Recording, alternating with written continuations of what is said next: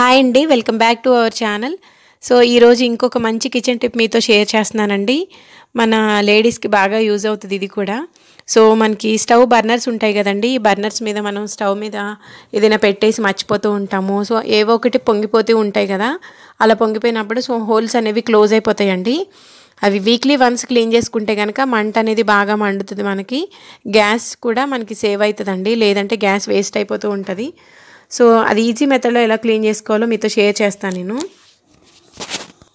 So ముందుగా వచ్చేసి ఒక బౌల్ తీసుకున్నానండి. ఈ బౌల్లో కొద్దిగా వాటర్ యాడ్ చేసుకుంటున్నాను. అంటే కొంచెం లోతుగా ఉన్న బౌల్ అయితే మంచిదండి, ఎందుకంటే బర్నర్స్ ఫుల్ అవ్వడానికి వాటర్ కంటెంట్ తీసుకోవడానికి కూడా బాగుంటుంది. సో ఇక్కడ ఒక బౌల్ తీసుకుని దీనిలో వాటర్ అయితే యాడ్ చేసుకుంటున్నానండి.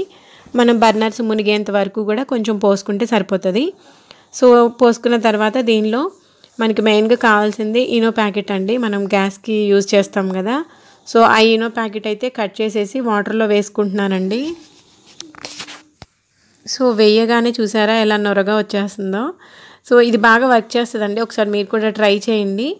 ఈనో ప్యాకెట్ యాడ్ చేసిన తర్వాత మనకి బేకింగ్ సోడా ఉంటుంది కదండి, సో బేకింగ్ సోడా కూడా 1 స్పూన్ వేసుకోవాలండి బౌల్లో. సో ఈ రెండు వేసుకున్న తర్వాత మనకి దగ్గర పారాసిటమాల్ డేట్ అయిపోయిన ట్యాబ్లెట్స్ ఉంటాయి కదండి, సో ఆ డేట్ అయిపోయిన ట్యాబ్లెట్స్ ఒకటి తీసుకుని సో ఆ ట్యాబ్లెట్ పౌడర్ కూడా మనం ఈ వాటర్లో యాడ్ చేసేసుకోవాలి. యాడ్ చేసుకున్న తర్వాత ఈ 3 ఐటమ్స్ కూడా మనం బాగా మిక్స్ చేసుకోవాలండి స్పూన్తో. మిక్స్ చేసుకున్న తర్వాత మన బర్నర్స్ అనేవి తీసేసి దానిలో వేసుకోవాలి, ఆ 2 కూడా. సో 4 బర్నర్స్ ఉన్న వాళ్ళు కొంచెం వాటర్ కంటెంట్ ఎక్కువ తీసుకుని అలా కూడా చేసుకోవచ్చు. సో నాది వచ్చేసి 2 బర్నర్స్ అండి. సో బర్నర్స్ అయితే దాంట్లో వేసేసి ఒక ½ అన్ అవర్ అయితే అలా లీవ్ చేసేయాలండి. వాటిలో సోక్ చేసి పెడతాం కదా, బాగా వర్క్ చేస్తాయండి, నీట్గా అవుతాయి మనకి. సో ½ అన్ అవర్ తర్వాత మనం కోల్గేట్ పేస్ట్ ఉంటుంది కదా, ఓన్లీ కోల్గేట్ పేస్టే తీసుకోండి, బాగా వర్క్ చేస్తుంది అది.